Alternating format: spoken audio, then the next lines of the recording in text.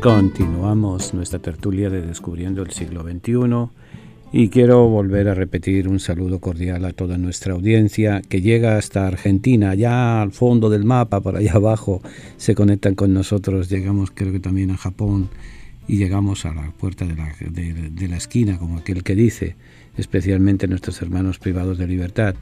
A Puerto Rico no sé si llega todavía la emisora, ya tienen luz o no tienen luz, sé que hay algunos fanáticos del programa como el señor O'Neill que no pierde pie ni pisada de nuestro programa. Señor O'Neill no solamente escucha, sino que retransmite, pone en la línea los programas y en el blogspot de todas esas chaviendas del internet que ya a uno se le escapa. Él nos mantiene al día. Y sobre todo como buen escuchante, como buen oyente de la palabra, de la radio, la va difundiendo a todos nuestros oyentes. Señor O'Neill, un saludo y un agradecimiento y que Dios se lo pague como Él sabe hacerlo. Continuamos nuestra tertulia y hablar de Navidad es hablar también de historias, de cuentos, como aquel puente de dos hermanos. No hace mucho tiempo, dos hermanos que vivían en granjas, una al lado de la otra, tuvieron un encontronazo, cosas normales entre hermanos. Pero el primer problema fue en más de 40 años de cultivar las tierras hombro a hombro y de compartir el duro trabajo y de intercambiar cosechas y bienes de forma continua. Pero, como todo en la vida, esta larga y beneficiosa colaboración terminó repentinamente. Comenzó con un pequeño malentendido que fue creciendo hasta llegar a abrir una tremenda brecha entre ellos que en un determinado momento explotó. Y explotó en un intercambio de palabras amargas seguidas de semanas de silencio. Una mañana alguien llamó a la puerta de Luis, uno de los hermanos. Al abrir encontró a un hombre con herramientas de carpintero. «Señor, estoy buscando trabajo», dijo el extraño carpintero.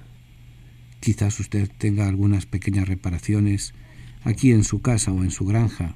Y mire, yo podría ayudarle y así nos ayudamos mutuamente».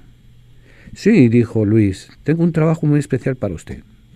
Mire, al otro lado del arroyo, en aquella granja, allí vive mi vecino, que resulta que también es mi hermano menor. La pasada semana había una hermosa pradera entre nosotros y él tomó su tractor y sus herramientas y desvió el cauce del arroyo para que quedara entre nosotros como barrera que no se puede cruzar». ¿Usted se imagina una maldad tan grande como esa? Sin duda alguna hizo esto para enfurecerme y para molestarme. Pues yo se lo voy a devolver peor. Mire, ¿ve usted aquel montón de madera junto al granero? Bueno, pues quiero que construya una cerca de 10 pies de alto para no verlo a mi hermano nunca más.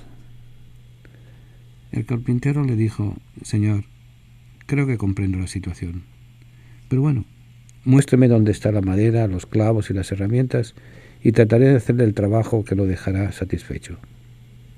El hermano mayor, Luis, ayudó al carpintero a reunir todos los materiales y se fue de la granja por el resto del día para ir a comprar provisiones en el pueblo. Aquel carpintero desconocido se pasó todo el día trabajando, cortando, midiendo, clavando. Cerca del atardecer, cuando el carpintero regresó, cuando el granjero regresó, el carpintero había terminado su trabajo. El granjero, cuando vio aquello, se quedó pasmado y sobre todo furioso. No había ninguna cerca de los 2 metros de altura.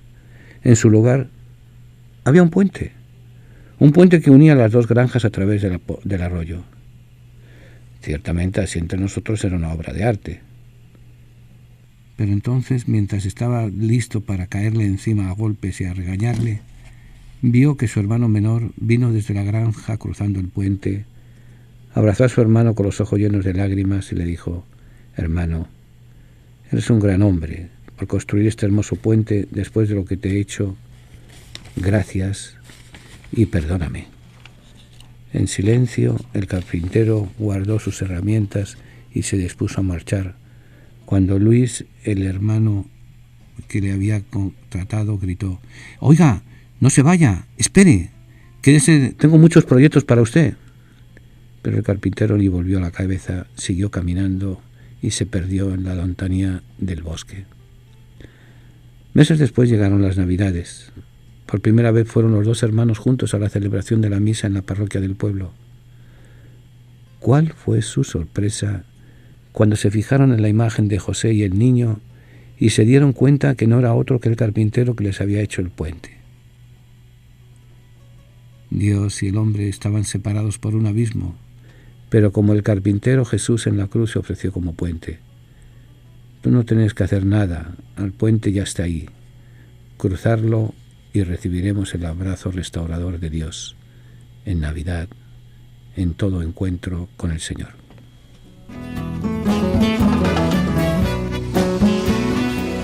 Siempre tenemos necesidad de contemplar el misterio de la misericordia. Es fuente de alegría, de serenidad y de paz. Es condición para nuestra salvación. Misericordia es la palabra que revela el misterio de la Santísima Trinidad. Misericordia es el acto último y supremo con el cual Dios viene a nuestro encuentro. Misericordia es la ley fundamental que habita en el corazón de cada persona cuando mira con ojos sinceros al hermano que encuentra en el camino de la vida. Misericordia es la vida que une a Dios y el hombre porque abre el corazón a la esperanza de ser amados para siempre, no obstante el límite de nuestro pecado. Con estas palabras el Papa Francisco convoca a toda la Iglesia con la misericordia del Padre. Viviremos y sentiremos en la Iglesia el amor del Padre, la fraternidad del Hijo, la santidad del Espíritu Santo. Únete a la familia de Descubriendo el siglo XXI para celebrar la gracia del Señor. Para mayor información, favor de comunicarse con las oficinas de Descubriendo el siglo XXI, al apartado de correos 1170 Nueva York, 118,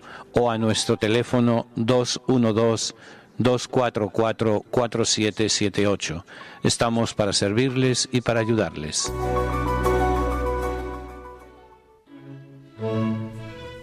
Continuamos. Navidad también es el tiempo de las estrellas. Muchas veces terminamos estrellados, pero es tiempo de estrellas. Es saber leer los signos de los tiempos, es saber tener esa agilidad para descifrar cómo Dios nos habla a través del sol, de la luna, de las estrellas, del río, de las cosas que hemos perdido su conocimiento. Y cuando hablo de estrellas, siempre cuando llega este tiempo de Navidad, me acuerdo de Antón el Cabrero. Yo no sé si les he contado este cuento, porque ya llega un momento en que uno se hace viejo y se olvida de las cosas y repite las cosas y repite las situaciones, por si acaso. A los 14 años, mi conocimiento sobre la fe se reducían a esto. La fe es la virtud teologal que consiste en creer lo que no se ve, porque lo dice Dios. Pero aquella noche aprendí esta otra definición. Vivir de fe es caminar valientemente a través de las oscuridades de la tierra con los ojos fijos en las luces del cielo. ¿Quién me enseñó esta definición tan distinta? Pues Antón, el Cabrero. Ya lo dije antes, era de noche. Pareciera que al cielo le pesaran las estrellas, así eran de grandotas. Feria de luces allá arriba. Abajo la tierra, pues envuelta en tinieblas y sombras que se cernían por todos los rincones y todos los lados. Íbamos caminando juntos. El terreno era difícil, era en medio de la montaña, cortados por pequeños barrancos, un poco más allá zigzagueaba el cauce del río. Yo iba muertecito de miedo, con los ojos desorbitadamente abiertos e inútilmente fijos en la tierra, en sombras. A cada paso daba un traspiés. Antón, sin embargo, caminaba seguro, avanzaba seguro, como si el camino estuviera alumbrado por el sol del día. Pero lo que más me llamaba la atención en él era que mientras yo derramaba mis ojos en la oscuridad, avanzando a duras penas, él, como si tal cosa, caminaba ligero con sus ojos fijos en el cielo. Quise alcanzarlo, pero al inclinarme para adivinar algún apoyo y evitar un paso en falso, perdí el equilibrio y me aplasté, me caí estrepitosamente. el único consuelo de Antón fue una risita medio zanganita. Eso fue el único consuelo para mi desconsuelo y mi desconcierto. Entonces molesto le dije, podríamos haber traído un candil, ¿no? Estamos de noche. Antón me dijo, bah, se me olvidó, como nunca lo uso. ¿Qué? Si con toda esta oscuridad, ¿cómo te las arreglas? Muy sencillo, miro las estrellas, me guío por ellas. ¿Tú entiendes de estrellas? Yo me eché a rebuscar en lo aprendido en mis años de estudiante en las clases de geografía. Allí se hablaba de estrellas, de constelaciones, de todas esas chaviendas de allá arriba. De nuevo se oyó la risita de Antón. ¿Y de qué te sirven las estrellas metidas en un libro? A las estrellas las hizo Dios para brillar en el cielo. Ahí me acordé lo que solía afirmar mi padre, que Antón era un muchacho con gran inteligencia e ingenio. Y debía de ser verdad porque a mí me hacía enmudecer muchas veces. El caso es que me daba mucho coraje y para evitar la respuesta le pregunté a mi vez. Pues en las noches de verano, cuando no se podía dormir del calor que hacía y pues no había nada que ver en la tierra porque todo andaba en oscuridad. Yo me acostaba al lado del riachuelo y me ponía, venga a mirar el cielo. Y resulta que me gustaron las estrellas. Y empecé a ponerlas nombre. Y a la vez me señalaba con el dedo hacia el cielo. La chica, la primera, la guapa, la triste, la temblona, la contenta, la mora, la graciosa, el caminito, la margarita. Así hasta que le puse nombre a todo que se veía con luz en el cielo, a todas las estrellas que aparecían. Bueno, bien, has puesto nombre, ¿y luego qué? Pues muy sencillo, luego me entretenía colocando las cosas de la tierra debajo de las estrellas del cielo. ¿Cómo? ¿Cómo lo hacías? Muy sencillo. Debajo de la chica está el barranco. Debajo de la primera, el seto de espinos. Debajo de la guapa, el pozo del agua. Junto a la temblona, el río que hace cruz por el camino. Debajo de la triste empieza la vereda. Y así todo.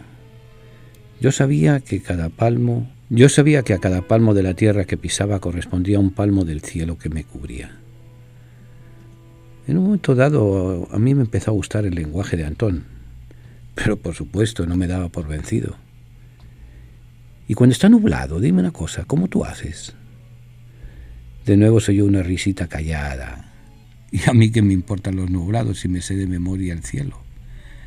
Además, recuerda una cosa. Las nubes pasan y se desaparecen. Las estrellas siempre están en el mismo sitio. Y entre nube y nube veo alguna estrella y digo, ¡ah! Esta es la simpática. Entonces, si ahí está la simpática, ahí está la otra y así. Por tanto, me dan igual los nublados que los claros. Y cuando tuviste todas las cosas de la tierra colocadas debajo del cielo, ¿qué hiciste? Pues muy sencillo. Me pasaba las noches dando brincos con los pies en el suelo y los ojos en las estrellas. Así aprendí a andar de noche sin tropezar. Cuando en los fríos se me ponían levantiscas las cabras y se escapaban del redil de madrugada con peligro de caerse por el barranco, las encuentro rápido. Antes tardaba la noche entera porque me daba un miedo y me daba un miedo caerme yo mismo.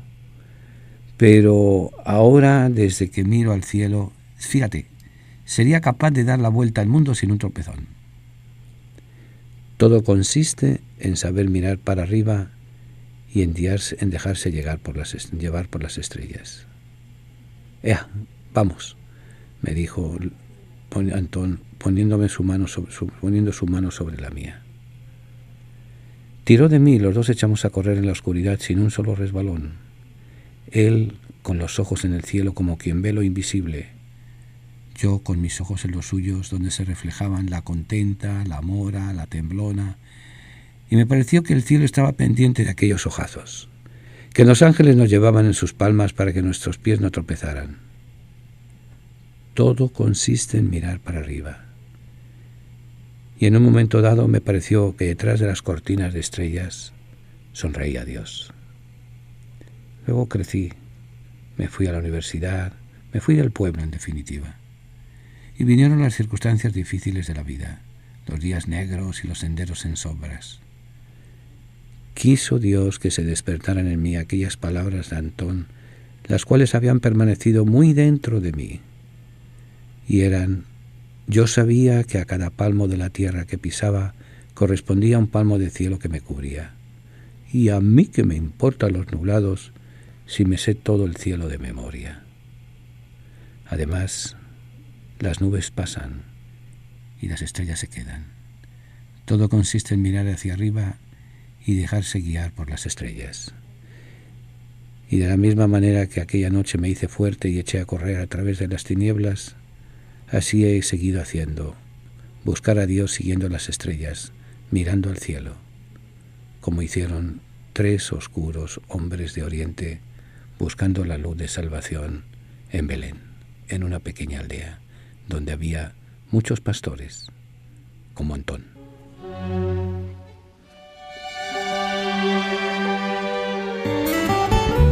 Tiene ya su Biblia, la colección de libros que han marcado la historia de la humanidad en los últimos 25 siglos.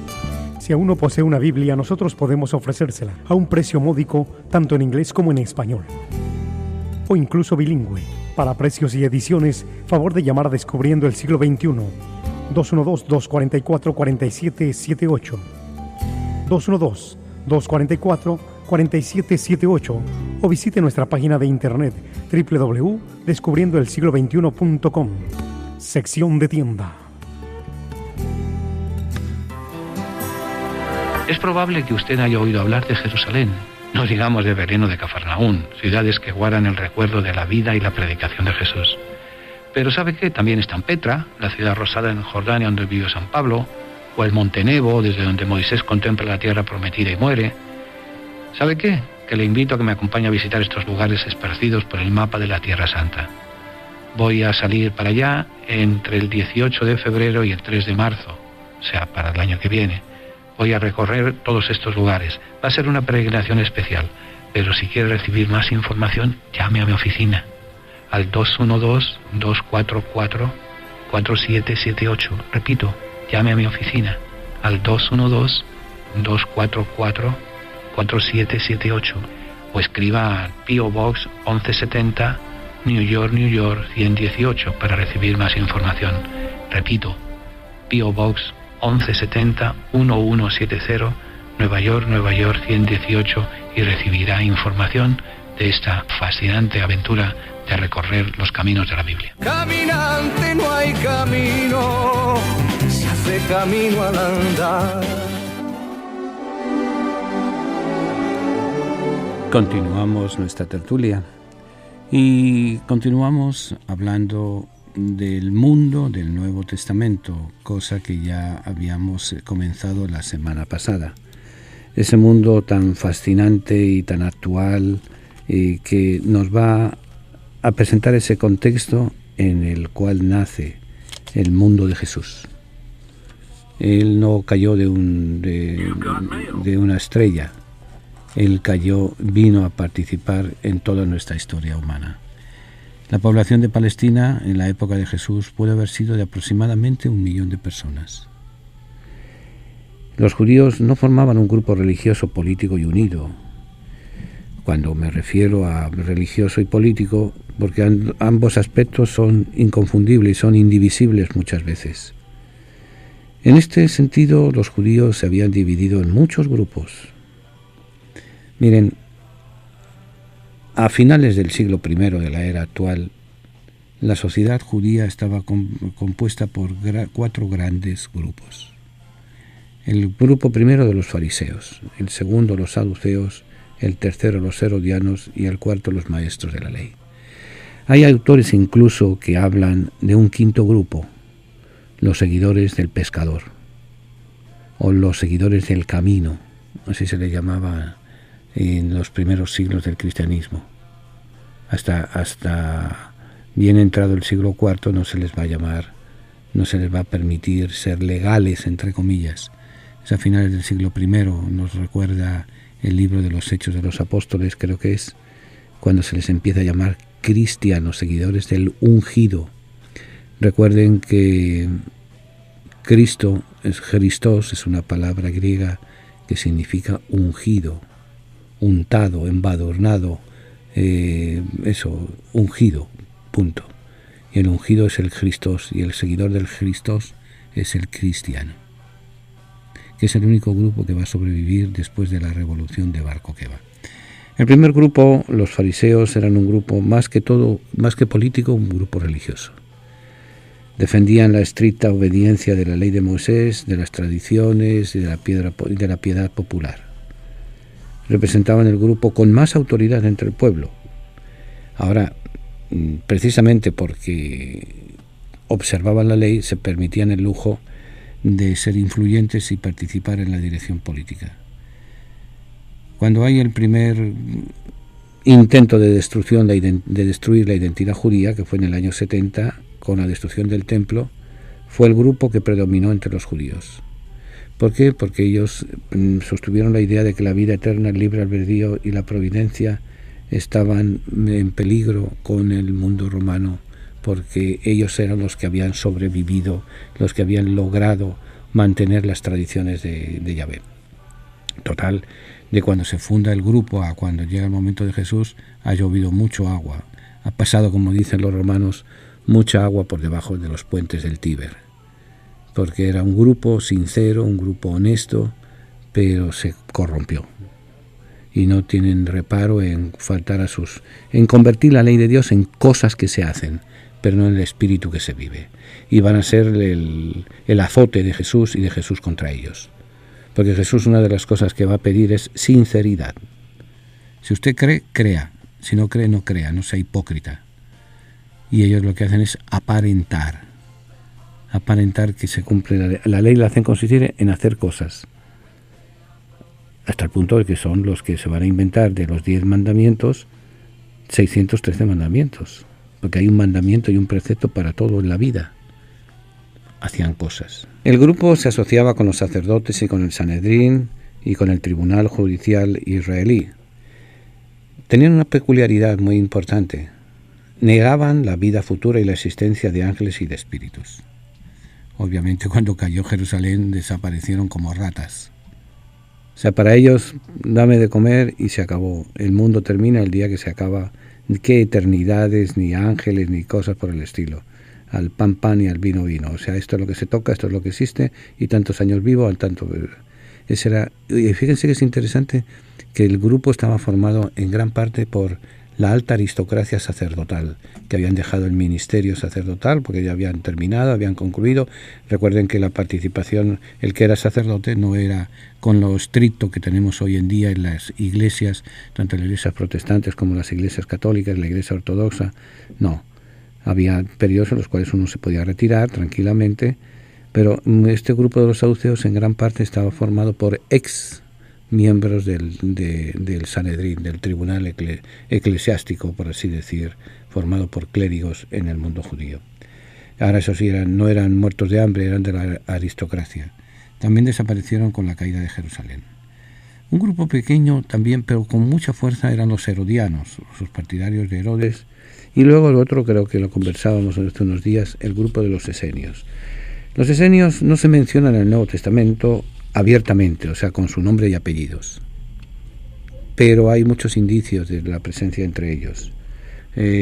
Por ejemplo, los historiadores y testigos de la época, como es Filón de Alejandría, Flavio Josefo, Plinio, e incluso algunos de los primeros padres de la Iglesia, de los intelectuales de la Iglesia, Justino, Clemente, Alejandría, Orígenes, reconocen su importancia. Los esenios practicaban una vida común, una vida comunitaria, y dicho sea de paso, una vida muy bien organizada y muy estricta en muchas cosas. Vivían en una especie de comunidad en que todo era de todos los bienes estaban al servicio de todos. Ahora, eso sí, ponían como norma una cosa que no es común en el pueblo de Israel. De hecho, prácticamente es el único grupo casi que en la historia tiene esta imposición, que es la imposición del celibato. Ahora también exigían rectitud moral, modestia, los vestidos blancos, las comidas comunitarias, lavarse las manos y los pies o los ritos de purificación con agua y el separarse del resto de los judíos. Es interesante que el color blanco, símbolo de pureza, símbolo de limpieza, tanto externa como interna. Fíjense que el autor del libro de los Hechos de los Apóstoles, cuando nos define cómo era la primera comunidad de Jerusalén, eran unánimes en la oración, en el compartir del pan y en la enseñanza de los apóstoles. Prácticamente las características de la comunidad de Qumran, la comunidad de los esenios. Unánimes en la oración, tenían los rezos comunes. En la oración, en el compartir del pan, todos trabajaban para todos y nadie tenía nada. Y en la enseñanza de los apóstoles, la enseñanza del maestro de la luz que tenían los esenios. Se ha llegado a hablar que el gran maestro de la luz, que no se sabe quién fue, en tantas elucubraciones, como decían los romanos, tot capite, tot sententie, tantas cabezas, tantas opiniones, se ha llegado a hablar de Jesús como el gran maestro de la luz, que yo como me lo vendieron, se lo vendo, pero ahí está. Creían en las doctrinas hebreas y la necesidad de purificarse con persistencia, pero también tenían ciertas creencias paganas, como el determinismo universal, la adoración del sol como Dios y la reencarnación. Este grupo obviamente desapareció con Roma, cuando Roma destroza el templo de Jerusalén y la ciudad en el año 70 y luego posteriormente en el 125, y ahí terminan de fregarse completamente todos y desaparecen todos. Este grupo, en su lucha contra Roma, van a juntarse con los celotes, que eran fanáticos de la libertad y de una exagerada manera en los momentos culminantes de la vida y de la historia. Por eso, esenios y celotes se les suele asociar grupos integristas, grupos separados, grupos sectarios, pero con gran fuerza, con gran influjo. Como les digo, parece ser que hay influencia de los esenios en la formación de la primera comunidad de Jerusalén. Luego, por último, mencionemos un grupo importante por su influencia, y es el grupo de los maestros de la ley. Y en el maestro de la ley había, podemos decir, tres grupos: los escribas, los letrados y los rabinos.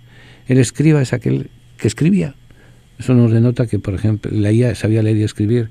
En una sociedad normal y corriente como era la romana, era la griega, no todo el mundo sabía leer y escribir, pero había, eso sí, unos cronistas oficiales, cronistas del gobierno, que eran los que mantenían todo ese ritmo y todas esas lecturas y escribían a su vez cartas, copias de la ley, etcétera. Resumiendo, la presencia de ellos eran los encargados de la lectura y la escritura. Van a ser los escribas. Los maestros de la ley eso sí, esos creen en todo. Es el grupo más importante por su influencia, están los maestros de la ley. Escribas, fariseos, letrados, rabinos, enseñaban la religión y las tradiciones y explicaban las escrituras. En su mayoría eran laicos, fíjense, los maestros de la ley. Quiere decir que ser laico quiere decir que no es sacerdote, que no pertenece a la casta sacerdotal, que pertenece a la casta laical. Laicos en griego es pueblo común y corriente. Eso sí, estos no se perdían en lugar de predicar. Los maestros de la ley eran privilegiados en ese sentido. Tenían autorización para enseñar en el templo, en Lucas 2:46, o en las sinagogas, Hechos 15:21. Ejercían, sí, mucha influencia por su piedad y erudición. Hacían estrictas interpretaciones de la ley, creían en cierta libertad humana, pero limitada por la providencia. Creían, por supuesto, en la resurrección de los ángeles, en la venida del Mesías, en la reunión final de todas las tribus de Israel. Su marcado carácter separatista los volvió presumidos y con eso disminuyeron su fuerza espiritual.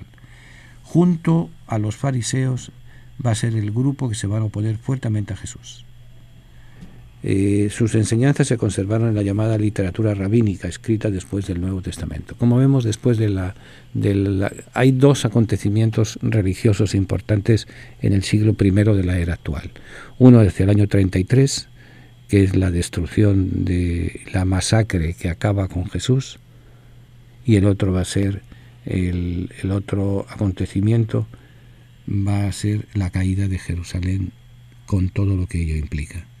Y en lo que ello implica con eso es la desaparición de prácticamente todos los grupos religiosos, en especial los fariseos, los maestros de la ley, los escribas, van a ser los grandes perdedores de esa destrucción y van a perder su estatus de vida. Sus enseñanzas se conservaron en la literatura rabínica escrita después del Nuevo Testamento, y se notan allí mucha gran influencia. Luego, como grupo, desaparece. Van a surgir después en la Edad Media otros grupos, los hasídicos, los teflins, hay una serie de grupos, pero no va a tener la importancia que tienen estos que hemos visto hasta ahora. Hablando del espíritu literario, la literatura cristiana, ante todo el Nuevo Testamento, se inspira en el Antiguo Testamento y en el judaísmo contemporáneo. O sea, Mateo, Marcos, Lucas, Juan, Pablo, Santiago, Juan de nuevo, no se inventaron nada. Hay que entroncarlo y continuar la fuerza, la vida que nos da el Antiguo Testamento. Que nos da el Dios de Abraham, el Dios de Isaac, el Dios de Jacob, el Dios de Moisés. Es una línea sucesoria.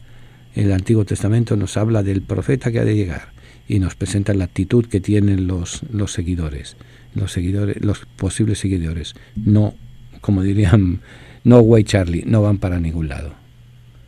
No se han dado cuenta de la fuerza y del poder de Jesús. Vamos a un break. Descubriendo el siglo XXI, en colaboración con la parroquia de San Columba, les invita a participar en los seminarios de formación bíblica y teológica. Se llevarán a cabo 2 veces al mes, los días sábados, entre 12 del mediodía y 4 de la tarde. Para mayor información, llamar al 212-244-4778, 244-4778, o visitar nuestra página www.descubriendoelsiglo21.com, donde encontrará más información. ¿Sabía usted que el lago de Tiberíades fue el escenario principal de la vida pública de Jesús? Pero en aquella época se llamaba Ian Kinneret. Este nombre proviene de la palabra hebrea kinor, que significa lira, instrumento musical de formato oval. La forma del lago les recordaba a las personas un kinor, una lira, y las brisas refrescantes les recordaban el agradable sonido del kinor. De ahí es donde nace la palabra Kinneret, y de Kinneret nace la palabra Genesaret. En las orillas de este lago vamos a dormir varias noches durante nuestro viaje a Tierra Santa, el cual lo vamos a llevar a cabo entre el 18 de febrero y el 3 de marzo de 2018. Vamos a visitar los lugares donde la Biblia se hizo realidad: Jerusalén, Belén, Cafarnaún, Amán, Gerasa, Petra, Jericó. Únete a nosotros, al Padre Tomás del Valle, a los oyentes de la tertulia, en esta experiencia de fe, de historia, de alegría. ¿Saben qué? Vamos a recorrer la tierra de la Biblia. Para mayor información, llame al 212-244-4778 o escriba al P.O. Box 1170, New York, New York 118. Repito, llame si está interesado en vivir esta aventura especial al 212-244-4778 o escriba al P.O. Box 1170, New York, New York 118. Dese rápido, hay poco espacio. Tiene ya su Biblia, la colección de libros que han marcado la historia de la humanidad en los últimos 25 siglos. Si aún no posee una Biblia, nosotros podemos ofrecérsela a un precio módico, tanto en inglés como en español, o incluso bilingüe.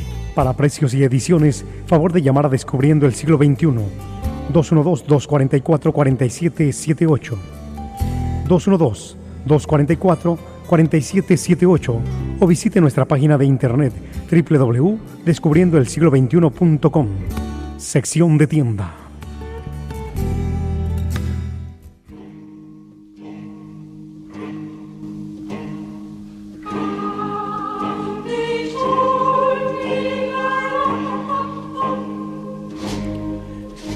Continuamos nuestra tertulia y podríamos decir que los grupos importantes del Nuevo Testamento desaparecieron prácticamente. Y el cristianismo primitivo se formó a partir de ese pueblo judío y de muchos de esos, obviamente sinceros. O sea, no pensemos que todos los fariseos eran un chorro sinvergüenzas, un chorro de maleducados, un chorro de presuntuosos. Había gente honesta y gente que buscaba la verdad y gente que entraron a formar parte del cristianismo.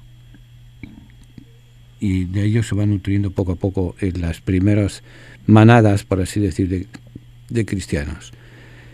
La separación definitiva fue motivada por el mensaje proclamado: no es requisito ser judío para ser cristiano. Ese va a ser el rompimiento, la carta, el libro de Hechos, capítulo 15, el 1 al 35. El Concilio de Jerusalén va a decidir eso.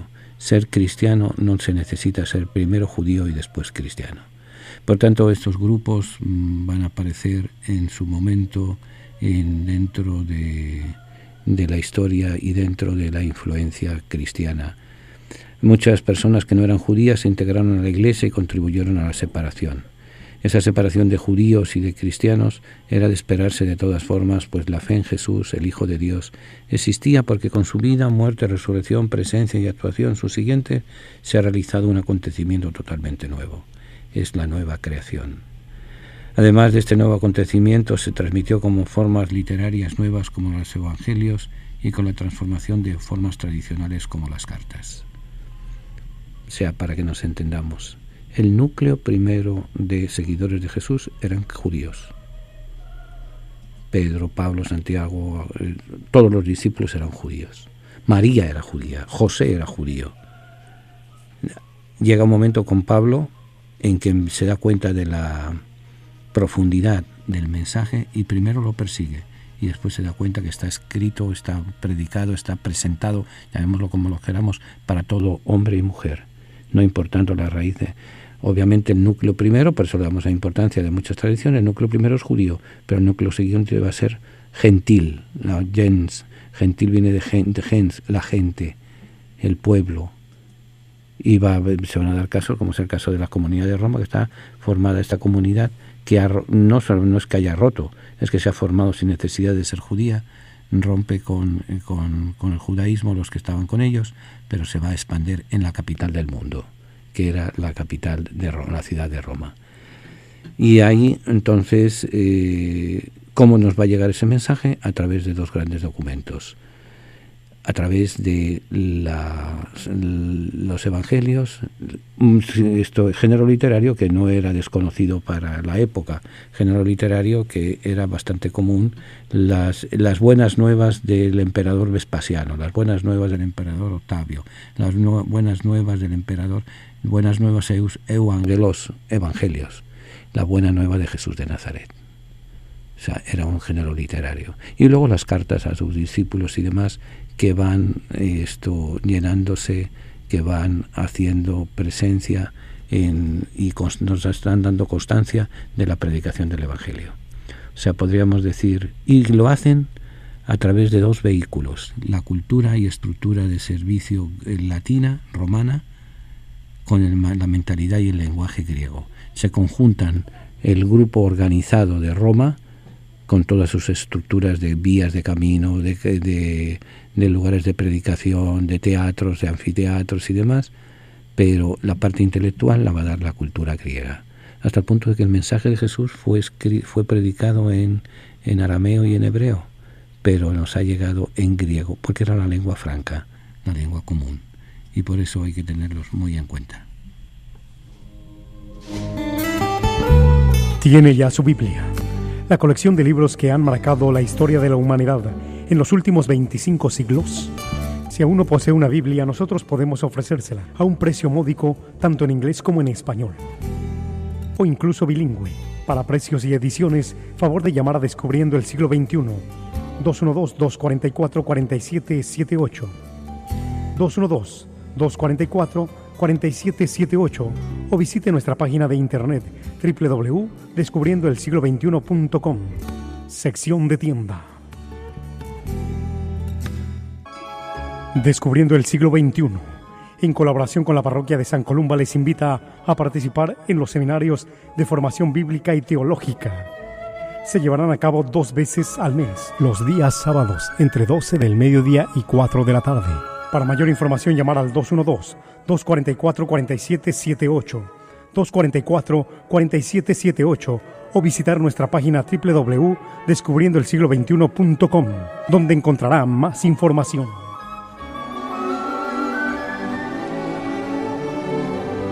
Hay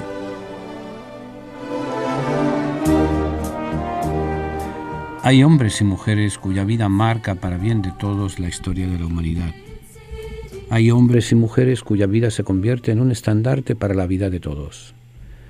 Hombres y mujeres que con su vida dejan a su paso una estela de bien y mejoran con su obra la vida de todos en la tierra. Por ejemplo, Gandhi, Francisco de Asís, Pablo de Tarso, Martin Luther King, Teresa de Calcuta, Nelson Mandela, Einstein, Da Vinci, Aristóteles, Marie Curie, Einstein, Buda, Gutenberg, Confucio. Jesús de Nazaret es uno de ellos. En este mes de diciembre, los cristianos del mundo entero celebramos cada año la fiesta de la Natividad, es decir, el nacimiento de Jesús de Nazaret. Celebración que no se refiere a una fecha histórica y cronológica exacta, sino muy aproximada y correspondiente a la celebración de la fiesta pagana del nacimiento del Dios Sol. Los cristianos, para quienes Jesús de Nazaret es confesado como la luz del mundo, quisieron hacer coincidir el nacimiento de Jesús de Nazaret con dicha fiesta en el Imperio Romano, que tenía lugar por las calendas que hoy corresponden a nuestros calendarios y Navidad decembrinas. Jesús de Nazaret nació hace unos 2017 años en lo que hoy conocemos como Palestina, habitada por el pueblo de Israel del Antiguo Testamento, colonia del Imperio Romano en tiempos del emperador Augusto. Muy seguramente Jesús nació en una pequeña aldea llamada Belén, en una pesebrera, a unas 2 horas de camino a pie de la capital de Jerusalén. Sus padres los conocemos como José y María. Jesús, sin embargo, creció en Nazaret como uno más de los suyos y de su pueblo, carpintero, albañil, pescador, etc. Todo aquello para un hombre no diestro. Cuando tenía unos 30 años se lanzó por los caminos y pueblos de su tierra, los caminos de Galilea, de Judea, de la Traconítide, y se lanzó a predicar una buena noticia según la cual hombres y mujeres todos somos hijos de Dios, porque Dios es el creador y Padre del cielo, un Dios que es bueno, compasivo, misericordioso, por lo que resultamos siendo todos hermanos, hijos del mismo Padre, llamados a vivir el amor como única forma de relación entre las personas y como único mandato para los que en adelante se llamarían sus discípulos. Mandamiento del amor entre los seres humanos que brota primero del reconocimiento del amor de Dios por nosotros y que se concreta especialmente en la verdad, en el perdón y en el servicio de los unos por los otros. Vida en el amor que nos convierte en mejores seres humanos y que convierte en mejor y más visible y vivible y la experiencia humana de vivir y convivir en sociedad y en el mundo. Se juntó con unos amigos, pescadores como él. La gente, especialmente los sencillos, empobrecidos, pecadores públicos, marginados, lo seguían porque encontraban y admiraban en él su autoridad, es decir, coherencia entre lo que vivía y lo que predicaba, entre sus palabras y los hechos, a diferencia de la hipocresía de otros maestros. Viviendo en el amor de Dios a quien confiadamente llamaba Abba, Padre, a todos consolaba, curaba, liberaba. Todos los que a él se acercaban encontraban en él una fuerza, la del amor del Dios mismo que él les daba en vida y que una vida en abundancia. Jesús, como nos recuerda el libro de los Hechos, pasó haciendo el bien como un hombre fiel al Padre y fiel al ser humano. Un hombre libre que frente a la ley de su tiempo predica y vive la misericordia y la justicia, y frente a un pretendido culto a Dios que olvida al ser humano, opta por el amor y el culto a Dios en el hermano, especialmente en el más necesitado. Se ve libre de la ambición y la codicia, libre del miedo y del qué dirán, libre del odio y del rencor, libre del apego a las riquezas y de la adulación a los poderosos. Al fin y al cabo, por todo esto lo mataron, y lo mataron colgándolo en una cruz. Después de su muerte, sus primeros discípulos, a partir de una experiencia transformadora de sus vidas, según la cual se confiesan hombres y mujeres nuevos, viviendo la misma vida que el Maestro había vivido y les había predicado, confiesan a Jesús resucitado y viviente en medio de la comunidad cristiana y en vida de los cristianos, de cada cristiano. Para los cristianos, la vida de Jesús mediante el amor revela de tal manera el rostro de Dios que quien lo ha visto a Él ha visto al Padre. Y por tanto, ya por 20 siglos es confesado el Hijo de Dios. Desde hace ya 2000 años, no hay un día en que no nombremos eventos, hechos, palabras, noticias en el mundo que no tengan que ver con Jesús de Nazaret. El impacto de su vida y de su obra es de tal magnitud en la historia de la humanidad que ésta se divide en años y siglos antes y después de Cristo. Por todo ello, los cristianos nos aprestamos a celebrar un año más su nacimiento, el nacimiento de Jesús de Nazaret, aquel a quien confesamos nuestro camino, veraz y vida. Celebración que, si bien ha de tener y tiene infinidad de manifestaciones externas, adornos en las casas, en las calles, en los centros comerciales, mensajes, tarjetas, regalos, estrenos, música, reuniones, comidas. Todo eso ha de vivirse, porque todo al interior de cada humano, de cada ser humano que reconoce a Dios como Padre, que se reconoce a Dios, Hijo de Dios, que es capaz de reconocer a todos como hermanos, que busca vivir de mejor manera el proyecto del hombre que Dios tiene para cada uno de nosotros. Por eso nos aprestamos a celebrar estos días, nos aprestamos a vivir la Navidad. Hombres cuya vida no podemos ignorar, entre ellos cabe Jesús de Nazaret. La palabra tertulia significa encuentro de amigos que conversan sobre las cosas de la vida, alegrías, penas, esperanzas, tristezas, de todo aquello que nos hace más humanos, porque nada humano le es ajeno al creyente. La tertulia del siglo XXI es eso, un encuentro que llevamos a cabo desde la ciudad de Nueva York, la capital del mundo. Queremos que cada persona que nos escuche se sienta en familia, en grupo, en amistad. Conéctate con nosotros. Para mayor información, favor de comunicarse con las oficinas de Descubriendo el Siglo XXI. Apartado de correos 1170 Nueva York 118 o a nuestro teléfono 212-244-4778. Estamos para servirles y para ayudarles. Y desde la tertulia vamos a seguir compartiendo alegrías y esperanzas, penas y tristezas, porque nada humano nos es ajeno. Tiene ya su Biblia, la colección de libros que han marcado la historia de la humanidad en los últimos 25 siglos. Si aún no posee una Biblia, nosotros podemos ofrecérsela a un precio módico, tanto en inglés como en español, o incluso bilingüe. Para precios y ediciones, favor de llamar a Descubriendo el Siglo XXI, 212-244-4778, 212-244-4778, o visite nuestra página de internet www.descubriendoelsiglo21.com, sección de tienda. Es probable que usted haya oído hablar de Jerusalén, no digamos de Belén o de Cafarnaún, ciudades que guardan el recuerdo de la vida y la predicación de Jesús. Pero ¿sabe qué? También están Petra, la ciudad rosada en Jordania donde vivió San Pablo, o el Monte Nebo, desde donde Moisés contempla la tierra prometida y muere. ¿Sabe qué? Que le invito a que me acompañe a visitar estos lugares esparcidos por el mapa de la Tierra Santa. Voy a salir para allá entre el 18 de febrero y el 3 de marzo, o sea, para el año que viene. Voy a recorrer todos estos lugares. Va a ser una peregrinación especial, pero si quiere recibir más información, llame a mi oficina al 212-244-4778. Repito, llame a mi oficina al 212-244-4778 o escriba a P.O. Box 1170, New York, 118 para recibir más información. Repito, P.O. Box 1170 1170, Nueva York 118, y recibirá información de esta fascinante aventura de recorrer los caminos de la Biblia. Caminante no hay camino, se hace camino al andar. Bien, continuamos y casi concluimos. Nos quedan escasamente 10 minutos. De 8 minutos me dicen del control para concluir nuestra tertulia del día de hoy. Voy a dejar de lado los papeles, voy a dejar de lado lo que tenía preparado para decirles simplemente feliz Navidad. Miren, los recuerdos que tengo de mi infancia, de la Navidad, Han sido esos recuerdos que me han hecho superar muchas dificultades en la vida. Como comprenderán, uno lucha y uno encuentra incomprensiones, dolores, tristezas.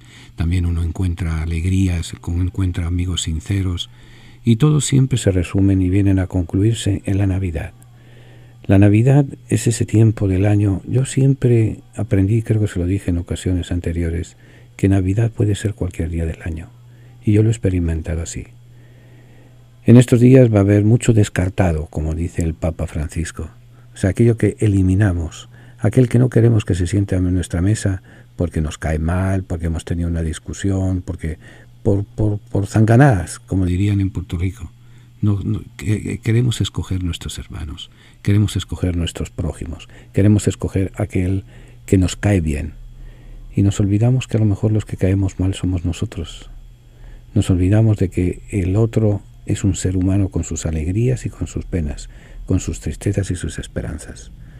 No me comunico con fulano porque es la madre o el padre o el hermano o la hermana de alguien que está en la cárcel. O fulano de tal, cuando está en la cárcel por algo será.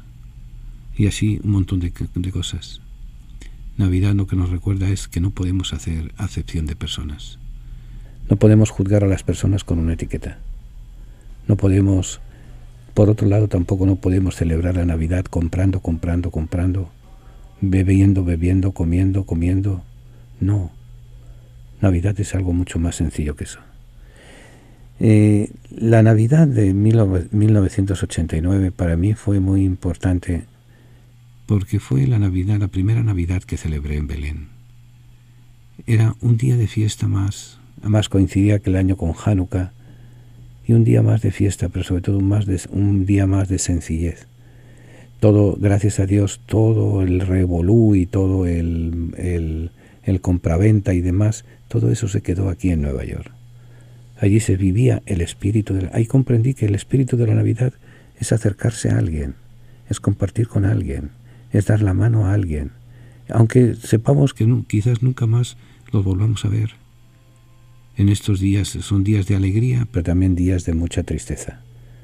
Celebramos sí, la vida que nace, pero en este año se nos han ido muchos amigos, muchas personas, muchos seres queridos, muchas personas que nos hicieron cuadritos la vida, pero muchas personas a las que amamos y a las que quisimos. Por eso Navidad es acercarnos al que está solo. Navidad es acercarnos ¿qué más da si nació un 24, si nació un 3 de abril? Nació cualquier día. Lo importante es el mensaje que nos da, un mensaje de vida y un mensaje de acepción a todos. No podemos seguir construyendo una sociedad sin el espíritu de la Navidad. Y el espíritu de la Navidad es la vida respetada, la vida acogida, la vida compartida, la vida en la cual a lo mejor no tenemos para comprarnos una botella de champán, pero tenemos dinero y tenemos tiempo para comprarnos un café con quien compartir. Por eso este espíritu de esta Navidad, además déjenme decirle, esta es la única Navidad que vamos a celebrar. Olvídense de celebrar otras Navidades. ¿Por qué? Porque la única realidad que tenemos es el día de hoy. Las Navidades de 2016, 2015, 2014, 2000X ya no existen. ¿Alguien de nuestros oyentes está seguro que va a estar vivo a la próxima Navidad? Por tanto, vivamos esta Navidad, como decía San Ignacio, como si fuera la primera, como si fuera la única, como si fuera la última. La primera por ese sentido de acogida, ese sentido de novedad, ese sentido de infantiles, en el mejor sentido de la palabra, de ser niños. La primera es la Navidad, nos trae regalos. Pero sobre todo el gran regalo tiene que ser nuestra amistad, tiene que ser nuestro acoger al que nadie acoge. Yo estoy seguro que en el building, en el edificio donde usted vive, hay alguien que nunca recibe una visita. Hay alguien que simplemente buenos días y buenas tardes cuando nos encontramos en el pasillo. Quizás sería el día de tocarle a la puerta y decirle feliz Navidad, aunque sea de otra religión. El primero, el único, no sabemos si vamos a volver a celebrar la Navidad. ¿Estamos seguros? Y el último. Estoy seguro que de toda nuestra audiencia, el año que viene, el año 2000, Navidad del año 2018, ya no va a estar en medio de nosotros. ¿Dónde va a estar? Solo Dios sabe. deseamos que sea en la plenitud de la felicidad. Por tanto, no perdamos la oportunidad, no perdamos la oportunidad de vivir el espíritu genuino de la Navidad. El espíritu genuino de la Navidad es el espíritu del amor, de la vida, del respeto, del compartir, sin importar qué estamos compartiendo. Estamos compartiendo las alegrías y las esperanzas, las penas y las tristezas. Y nada más, ya me avisan del control que nos queda 1 minuto. Les deseo con todo corazón y con toda sinceridad lo más grande y háganme un favor. Hay que pedir algo, hágame un favor. A la persona que está junto a usted, dele un abrazo y dígale que lo quiere. Que el mejor regalo de Navidad es dar un abrazo a quien uno quiere y a quien está cerca de uno.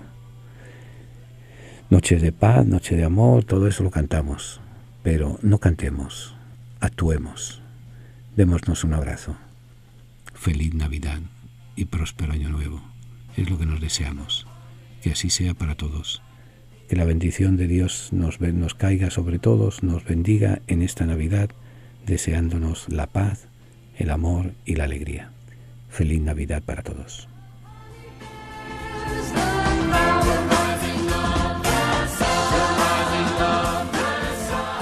Señor, nuestros hermanos a los que tú amas están encarcelados. Ten compasión de todos los presos y socórrelos. Si es posible, que sea llevadero para ellos este cáliz. Pero no se haga nuestra voluntad sino la tuya. Haznos sensibles a las necesidades de nuestros hermanos encarcelados y haznos comprensivos con sus limitaciones. Ayúdanos a hacerle más llevadera la sentencia. Señor, a los que amas están encarcelados. Toda su familia está también sufriendo. Haz que nunca pierdan la confianza y la esperanza en ti. Amén. Hasta el próximo jueves, si Dios quiere. Que Dios les bendiga.